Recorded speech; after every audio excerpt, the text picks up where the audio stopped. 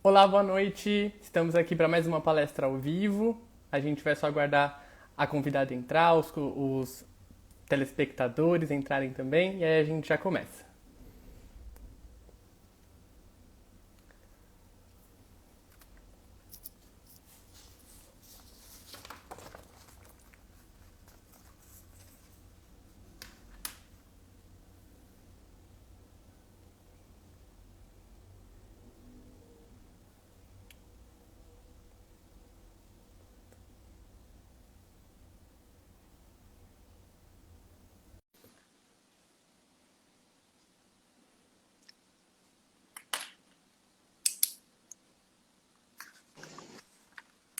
Oi, Fernanda, tudo bem? Oi, boa noite. Boa noite. Gente, meu nome é Rafael Lima.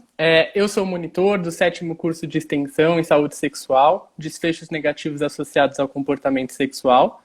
E como a gente já tinha conversado durante as outras palestras ao vivo, toda semana a gente vai trazer um convidado ou uma convidada para falar sobre algum dos temas que a gente vai abordar no nosso curso.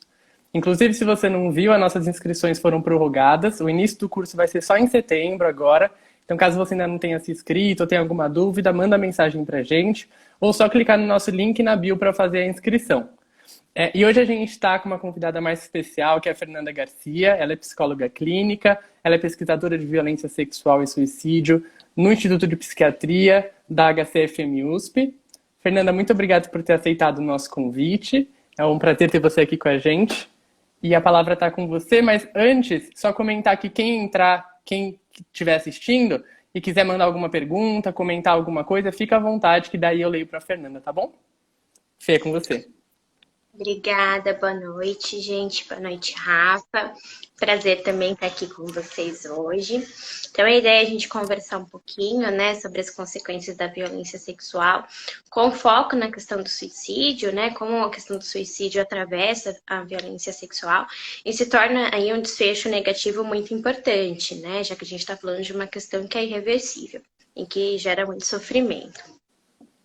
Então, acho que eu vou começar contando um pouquinho sobre a violência sexual, né? Quando a gente fala de violência sexual, a gente está falando de um fenômeno muito complexo, com muitas variáveis, né? Com muitas variáveis culturais também. Então, é legal a gente passar um pouquinho pela definição de violência sexual, né? Que ela foi mudando ao longo dos anos, principalmente envolvendo as questões culturais, as questões de gênero, né? Então, pensando na violência sexual como um ato sexual ou qualquer tentativa de ato sexual, né, de forma coercitiva, em qualquer âmbito ou em qualquer relação.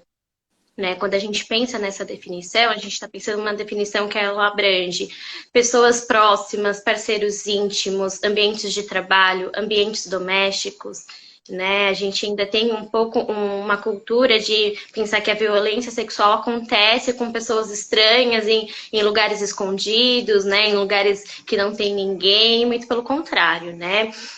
Os maiores dados que a gente tem sobre violência sexual são de parceiros íntimos, né? Em relações que mulheres são vítimas de violência sexual. A gente tem alguns dados que uma em cada 5 mulheres, né, na vida adulta já sofreram ou podem sofrer violência sexual durante a vida, enquanto um a cada 70 homens tem, né, relatos de violência sexual na vida adulta. Então a gente sabe aí que tem uma questão de gênero, uma questão cultural, que ela é bem importante a gente discutir, porque faz parte, né, da nossa realidade. Então, é isso, né? A violência sexual é uma violação de direitos humanos, é uma questão de saúde pública bem importante, né? Aqui no Brasil, uma em cada 10 mulheres sofrem violência, né? Seja outros tipos de violência também, incluindo a violência sexual. Então, é um quadro que atravessa muito a gente enquanto saúde, né? Principalmente em relação aos desfechos negativos, aos quadros relacionados, né? E os prejuízos que isso causa na vida da pessoa.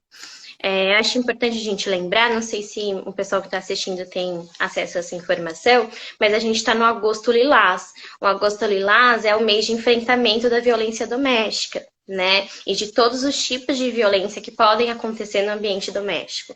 E a violência sexual é uma delas, né? Então, tem alguns dados que saíram aí nos últimos dias que durante o período de pandemia, 17 milhões de mulheres foram agredidas, né, em todos os âmbitos da violência entre junho de 2020 e maio de 2021. Então, aí, nesse período de mais ou menos um ano, quantas mulheres, né? Uma em cada 4 mulheres no Brasil sofreram algum tipo de violência no âmbito doméstico, né? E quanto isso é alarmante, e quanto a violência sexual está inserida, né? A gente comenta que quem passa por algum tipo de violência, seja a própria violência sexual, passa por outros tipos de violência também, né? Violência psicológica também está sempre muito, muito presente. Né? Mas agora voltando um pouquinho mais para a violência sexual, é isso, a gente tem uma maior prevalência por parceiro íntimo, a gente tem históricos de pessoas que foram violentadas na vida adulta, também foram violentadas na infância, né? Que é o que a gente define como abuso sexual infantil, que é uma violência sexual cometida durante a infância ou adolescência. E o quadro de violência sexual, ela é precursora para quadros de estresse pós-traumático, de transtorno depressivo, uso de substância, engajamento em comportamento suicida, que é o que a gente vai falar hoje, né? Comportamentos de risco, revitimização, né? Comportamento compulsivo sexual também, disfunções sexuais, né? Então a gente consegue perceber vários prejuízos em diversas áreas da vida, né, da pessoa, da saúde da pessoa, né, em âmbito mais comportamental, dificuldade de manter relacionamentos, desregulação emocional, vínculos frágeis, dificuldade de vincular, né, então a gente consegue ver o quanto a violência sexual gera impacto, né, e como a questão do suicídio vai aparecendo, né, como uma forma de lidar com o sofrimento intenso, né? A gente está falando de duas variáveis, né? Quando a gente fala tanto de suicídio, né, ou do comportamento suicida, né, que envolve várias variáveis também, e da violência sexual, duas questões que geram muito sofrimento, né? E o comportamento suicida aparecendo aí como uma forma de lidar com tantos estressores que acometem a vida dessas pessoas. Acho que por enquanto é isso. Legal, Fê. Obrigado por ter apresentado aí o tema. Inclusive, muito bacana você ter comentado sobre Agosto Lilás, né? E sobre a importância da gente estar aqui conversando sobre isso, um tema que a gente sabe que muitas vezes não é tão conversado assim, e que, pelos próprios dados que você trouxe, aí tem, né, números gritantes, absurdos. Então, muito bacana a gente ter esse espaço para poder falar sobre isso. E aí tenho umas perguntas para você, mas antes eu queria comentar para o pessoal que entrou agora, que está assistindo a gente está com a Fernanda Garcia, ela é psicóloga clínica, está falando sobre as consequências da violência sexual, sobre a questão do suicídio. Se você tem alguma dúvida, quer mandar algum comentário, fica à vontade para mandar aqui pela caixinha de pergunta ou através dos nossos comentários mesmo. Mas a primeira pergunta que eu queria fazer para você, Fê, a gente sabe que na área da psiquiatria é muito comum a gente ouvir o termo revitimização quando a gente está falando de violência sexual, né? Eu queria saber se você poderia comentar um pouquinho do que trata a revitimização. Tá, então, só um pouquinho sobre o Agosto Lilás, tem várias campanhas acontecendo, né, tanto no nível estadual, no nível federal. Então, né, eu acho que é legal a gente pensar em divulgar isso, sempre tem divulgação de denúncia, ou locais de atendimento, de acolhimento para as pessoas que são vítimas de violência, né, então acho legal. A gente está a par disso, né, é uma forma de fortalecer as redes de cuidado. Bom, sobre a revitimização, né? A revitimização é a continuação ou a repetição da exposição ao sofrimento após o episódio inicial. Então, após a pessoa ter vivido a primeira violência que ela sofreu na vida dela, ela tem uma continuação dessa violência, uma repetição na exposição a novos eventos violentos. Né? Isso acontece muito com quem foi abusado na infância, né? Quem sofreu abuso sexual infantil, né? Assim que a gente denomina, e está muito relacionado a comportamentos de risco, tanto no âmbito sexual, né? Quando a gente está falando de violência sexual, quanto na vida cotidiana. Né? É muito intensificado quando tem quadros de TEPT associado, depressão, uso de substância, né? Vamos pensar quanto mais vulnerável aquela pessoa estiver, quanto menos recursos ela tiver para lidar, né, consigo mesma, com o próprio sofrimento ali, o comportamento de risco acaba fortalecendo, né, relacionamentos mais frágeis, vínculos mais violentos. E quanto isso vai aumentando o sofrimento psicológico, né, das pessoas, que vai tendo aquela sensação de você vivendo um grande ciclo, né? Você sofreu uma violência, você continua sofrendo aquela violência, ou formas novas, né? E dá aquela sensação de, nossa, minha vida é uma grande bola de neve, né? É um ciclo sem fim. O quanto isso vai aumentando o sofrimento psicológico da pessoa, né? E pode ser um potencializador para o engajamento em comportamento suicida. Uhum. Legal, Fê. Inclusive, nessa sua resposta, você comentou um pouquinho sobre essa dificuldade das pessoas que sofreram violência sexual em manter relacionamentos de confiança, né? E daí fiquei pensando, como que essas condições poderiam estar relacionadas a um maior engajamento em comportamentos suicidas, né? Sim, quando a gente está falando da violência sexual, a gente está falando de um grande trauma, né? E que é muitas vezes estabelecido em relações de caráter íntimo, em relações que eram de então confiança, né? Então a gente está falando de vínculos que foram de forma mais abrupta, né? Então, fica muito difícil pensar em como estabelecer uma confiança nos relacionamentos, né? Então, fica uma dificuldade de vincular, de se relacionar com as pessoas, né? Tendem a ter uma baixa assertividade social, justamente por gerar, né, uma desconfiança no outro, ou que o outro pode causar, se o outro vai ficar ali de fato ou não, se vai abandonar ou se vai mudar em algum momento e agir de maneira violenta, né? Então é bem comum a gente ver né, presenciar sentimentos de impotência em relação a si, em relação aos relacionamentos. Né? Então, acho que a dificuldade em manter os relacionamentos vem muito daí. E aí a gente também está falando de uma rede empobrecida de contato, de uma rede de apoio empobrecida, né? Que isso aumenta o sofrimento psicológico, né? Quando a gente está falando de rede de apoio, de cuidado, ela é muito importante. Né, para quem está passando por uma situação de estresse pós-traumático, para quem tem engajamento em comportamento suicida, é importante uma rede de apoio. E se a gente está falando de uma rede de apoio que ela é frágil, né, que ela não é fortalecida, que às vezes até inexistente, né? Às vezes as figuras ali de cuidado são figuras que cometeram a violência naquela pessoa, né? Então fica cada vez mais empobrecido e difícil de pensar em relacionamentos de confiança, né? É necessário uma exposição que é difícil para as vítimas, né? Se expor a novos relacionamentos.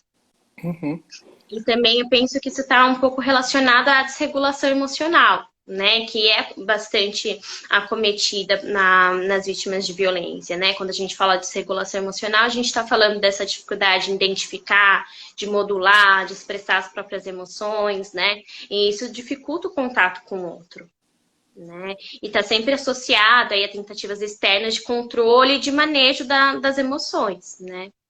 Então, os comportamentos de risco, às vezes, eles vêm como uma forma aí de lidar com essas emoções intensas, né?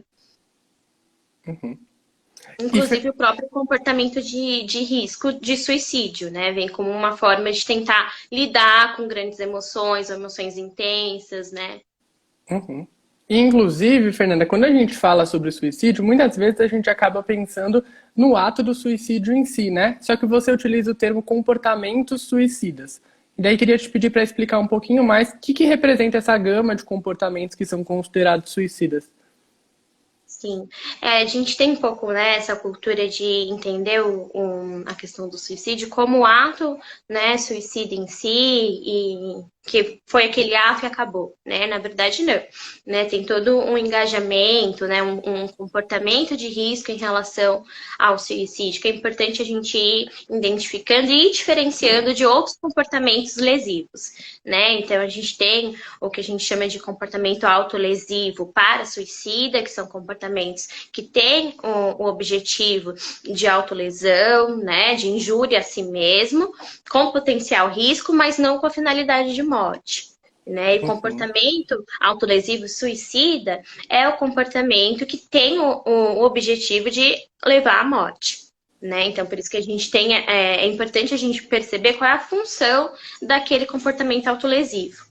né? Isso acontece muito quando a gente fala de automutilação, né? E as pessoas se preocupam muito se a automutilação tem ou não tem um caráter suicida. E isso varia, né? Varia de pessoa para pessoa, só analisando mesmo a função que aquele comportamento tem. Então, quando a gente fala desse comportamento suicida, a gente está falando desde, né, da ideação, que são os pensamentos, né? Pensamentos, ou pensamentos mais velados, do tipo, preferia não acordar mais, preferia que algo acontecesse para acabar com tudo isso, né? Vontade de desistir de tudo, de não fazer mais nada. Às vezes pensamentos assim podem já ter uma função, né, envolvida aí ao suicídio, como comportamentos do tipo, penso que seria melhor morrer mesmo, né? Penso que seria melhor não estar mais vivo. Então, a ideação vai aparecendo dessa forma, né? Tem os planejamentos, nos planejamentos suicidas, quando tem envolvimento do método, né? Como eu poderia me matar, como eu poderia fazer isso, como isso poderia acontecer, né? Se é via X, Y, Z. Então, já é uma forma um pouco mais avançada de como isso poderia se desenvolver. E quando a gente está falando de tentativa, a gente está falando em engajamento em comportamentos potenciais de suicídio mesmo. Né? Então, é legal a gente pensar, né, quando falar em suicídio, falar nessa nomenclatura de comportamento suicida, porque envolve uma coisa mais ampla, né? Abrange um pouco a complexidade que envolve o suicídio, né? Fernanda, excelente sua resposta, né? Muito elucidativa, obrigado por ela. A Cláudia, ela perguntou aqui pra gente nos comentários, né? Acredito que em relação ao tratamento das pessoas que sofreram violência sexual ou que têm ideação suicida, né? Perguntou, faz psicoterapia e medicamento, como que resolve isso? Oi, Cláudia. Então, eu acho que tem muito... quando a gente fala de violência sexual, e lá no ambulatório, né, no AISP, a gente tem um pouco essa ideia de um atendimento multiprofissional. Né? Hoje, com as vítimas, a gente fala tanto de atendimento psiquiátrico, de psicoterapia. A gente tem a Cris Ui, que apresentou recentemente aqui também na live, né? Com a fisioterapia, né? Pensando no toque para traumas envolvidos na violência sexual, né? Então, a gente tem várias formas de atuação, né? Porque é isso que a gente está comentando. É uma violência muito abrupta, né? Que gera muito sofrimento e prejuízos em várias esferas. Né? A Cris trouxe aqui pra gente, falando um pouquinho dos impactos físicos, né, relacionados à violência. Então é importante ter um profissional para cuidar disso, né? Quando a medicação é necessária, né? A avaliação psiquiátrica é muito importante, já que a gente está falando de várias associações psiquiátricas, né? A gente está falando de diversos quadros psicopatológicos associados, né? Então é importante uma avaliação psiquiátrica nesse sentido. E a psicoterapia como uma forma mesmo, né? De ampliação de repertório, de formas de lidar, de manejar essas emoções, essa dificuldade, de entender, né? Esse trauma, de aceitar o que aconteceu muitas vezes, né? Então, são várias formas da gente intervir, né? Várias possibilidades. Então, eu penso que o contato, né, multiprofissional, ele é bem importante. Certo. Inclusive, a Fernanda comentou aqui sobre a palestra que aconteceu com a Cris, né? Todas as nossas palestras que aconteceram até agora, elas ficam gravadas aqui na nossa página do Instagram e você também consegue encontrar no nosso canal no YouTube. Mas partindo para a próxima pergunta, Fê, agora que a gente entendeu um pouquinho melhor o que são esses comportamentos suicidas, né? E pensando no título da palestra de hoje, que é as consequências da violência sexual, a questão do suicídio, você poderia comentar um pouquinho qual que é a relação entre os comportamentos suicidas com a violência sexual? Então, né, como a gente está desenvolvendo aqui na conversa hoje, o comportamento suicida, o engajamento em comportamento suicida vem dentro dessa gama de comportamentos de risco, né? Que é uma forma de lidar com o sofrimento psicológico intenso vivenciado pelas vítimas de violência sexual. Né? Então, às vezes, elas não dispõem de outros recursos psicológicos, né? De outros manejos mesmo para lidar com esse sofrimento. E o comportamento esse comportamento de risco ao suicídio vem como uma forma de lidar, né? E às vezes, de fato, né? De fugir desse sofrimento que é que é imenso, né? Que é muito considerado, que impacta a vida em diversos modos, né? Que penso eu que a sociedade ainda tem muita dificuldade, né? De entender, de lidar, de acolher, né, essas pessoas. Então, acho que a gente consegue ver isso se desenhando, né? Como faz sentido, né, esse tipo de engajamento. Então, até pensando um pouquinho na pergunta da Cláudia, como é importante a gente pensar nessa rede de cuidado profissional, né, que possa aí oferecer ferramentas para essas pessoas vítimas de violência lidar, né, que o comportamento suicida não seja, né, o comportamento de risco também como um todo, não seja a única via, né, de lidar e manejar as próprias emoções. Uhum. Certo. E também é uma forma da gente ver que pode ser potencializado, né, quando tem associado outros quadros psicopatológicos. Né? Então, se a gente está falando com um quadro, às vezes, de TEPT, que é reviver, né, esse trauma, a sensação desse trauma está sempre muito presente, a depressão, quando a gente fala de uma menor volição, até a própria revitimização que a gente falou, essa ideia de um ciclo sem fim, uso de substâncias, né? O quanto isso não potencializa o comportamento suicida também. Uhum. Certo. Obrigado, Fernanda, pela resposta. E para a gente caminhar para o final da nossa palestra de hoje, queria te fazer uma pergunta que você estuda sobre dois tópicos que envolvem um sofrimento humano muito grande, né? Que é a violência sexual, que é o suicídio. Queria te perguntar o que te motivou a buscar esse tópico de pesquisa, esses tópicos de pesquisa, na verdade, né? Se você puder contar um pouquinho qual que é a sua pesquisa também para a gente. Uhum. Então, acho que, né, eu fui aluna do curso em 2019, né, na turma de 2019, e durante o módulo de violência, né, a gente consegue perceber vários desses desfechos negativos que a gente está conversando hoje, né, então, quanto é importante, né, identificar eles, como eles acontecem. Eu falei alguns números, alguns dados para vocês aqui, mas são dados de estudos populacionais, né, que às vezes abrange a violência como um todo. Então, a gente tem poucos dados sobre violência sexual. A gente tem pouco sobre essa ideia de prevalência, né? E durante o curso, isso me chamava muita atenção, né? Como que isso gera sofrimento, né, nas pessoas, como isso é uma questão importante de saúde pública, né? A gente está falando de uma movimentação de muitos profissionais, né? Uma coisa que demanda muito da saúde pública, é uma questão importante que a gente precisa olhar para isso. E, então eu fui desenvolvendo esse interesse, né? O curso dispõe de professores ótimos dentro de todos os módulos, né? Mas aqui eu puxando mais para o módulo de violência, que é o meu favorito.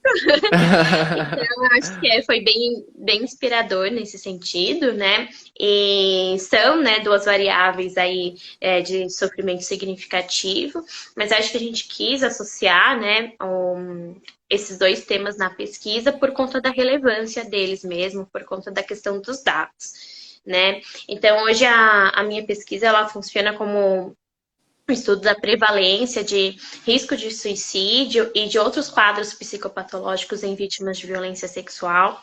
Então, a gente dispõe aí de alguns questionários, de alguns instrumentos, né, que vão caracterizar esse comportamento suicida que a gente está conversando aqui, né? Então, ele consegue destrinchar um pouco mais se a pessoa apresenta ideação, se ela tem métodos, né, o planejamento, ou próprio tentativa de suicídio, se isso acomete há muito tempo na vida, se está recente, se está presente ali naquele momento.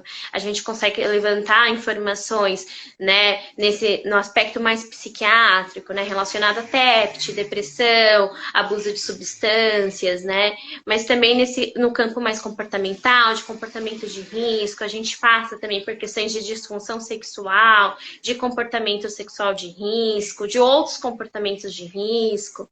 Então, nossa pesquisa, ela tem esse teor mais quantitativo, né, para a gente ver realmente a prevalência. É uma coisa que a gente vê que falta, né, principalmente aqui no Brasil. Os dados que a gente tem são dados que voltam bastante para a violência como um todo, né?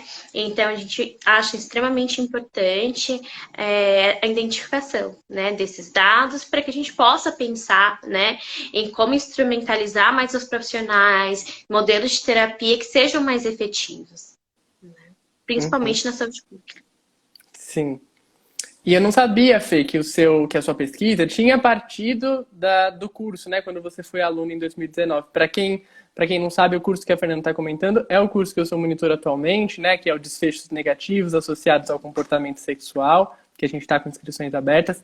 Muito bacana, Fê. Inclusive, a gente pôde ver aí o quanto que esse trabalho se desenvolveu e está se desenvolvendo ainda com um tema tão importante, né? Então, eu queria desejar boa sorte para você na continuidade da sua pesquisa, e que você volte no ano que vem para contar para a gente quais foram as conclusões, a prevalência que você encontrou. Mas por hoje eu acho que a nossa conversa se encerra, né? Eu queria agradecer novamente você ter aceitado o convite, você ter participado aqui conosco hoje. A gente sempre ressalta que é muito importante esse espaço, né? De poder comentar sobre esses temas que são tão relevantes. Sim, muito obrigada. É um prazer o meu. Tenho muito carinho aí por todos vocês. Então é isso. Obrigado, Fernanda. E obrigado a todo mundo que assistiu. Boa noite a todos e ótimo final de semana, gente. Boa noite. Tchau, Tchau, tchau. tchau, Fê. Tchau, tchau.